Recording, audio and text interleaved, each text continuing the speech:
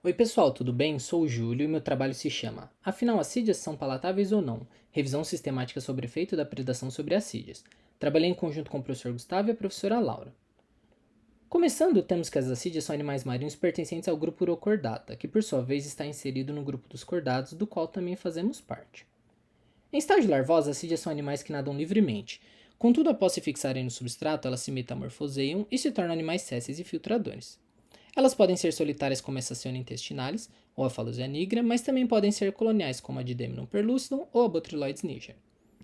Esses animais são dominantes em comunidades incrustantes de substrato natural, mas dominam também o substrato artificial como vemos em algumas marinas.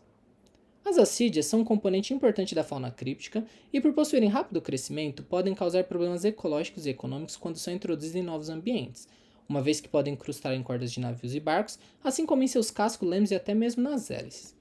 Mas apesar de seu rápido crescimento, diversos experimentos realizados em campo utilizando gaiolas de exclusão de predadores demonstraram que as assídias foram totalmente predadas, como é o caso dessa didêmino em branco no centro dessa placa de PVC sendo totalmente devorada pelos peixes.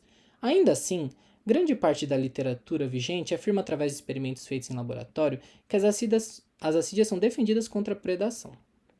Baseados nessa inconsistência, surgem as nossas perguntas. Será que as assídias são realmente pouco predadas como tem sido sugerido até hoje? E como explicar essa variação na susceptibilidade das assídias à predação?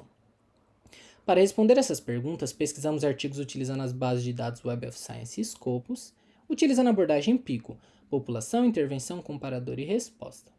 E encontramos mais de 3.000 artigos, dos quais, após analisarmos utilizando os critérios de inclusão, ficamos com 46 artigos. Através de uma meta-análise, extraímos os dados de consumo ou rejeição por predadores de iscas embebidos com extratos de assídias ou de experimentos que utilizaram um pedaço do animal in natura e calculamos o tamanho do efeito de cada um desses artigos. O REDS-D foi escolhido para os trabalhos que possuem dados de médias, assim como as medidas de dispersão associadas a elas. Já para os dados de contagens de iscas, utilizamos o odds ratio, mas depois convertemos esse tipo de medida para o REDS-D. No R, utilizamos o pacote Lead Searcher para encontrar mais palavras-chave após uma busca inicial mais simples. E depois no pacote Metaphor, calculamos os tamanhos de efeito e criamos os modelos meta-analíticos. Para cada modelo, utilizamos variáveis preditoras aleatórias como tipo de experimento, tipo de estudo e espécie de assídia. E da mesma forma, utilizamos variáveis fixas como latitude, espécie do predador ou socialidade. Descobrimos que o tamanho de efeito para as assídias coloniais não é significativo. Em contrapartida, para as assídias solitárias, temos um forte efeito negativo que nos mostra que as assídias solitárias são defendidas contra a predação.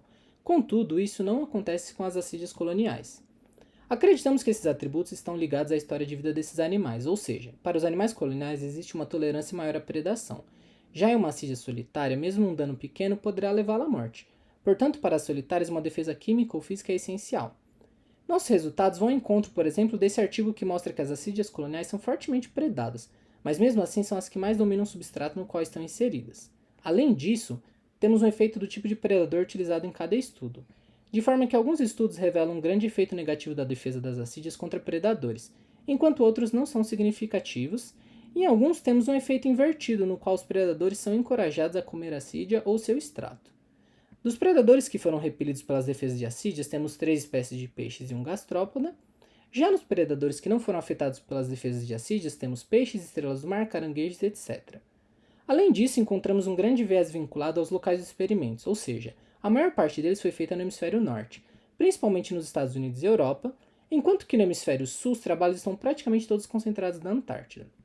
Isso nos leva a um grande viés, que também é demonstrado em nossos testes sobre o viés metodológico.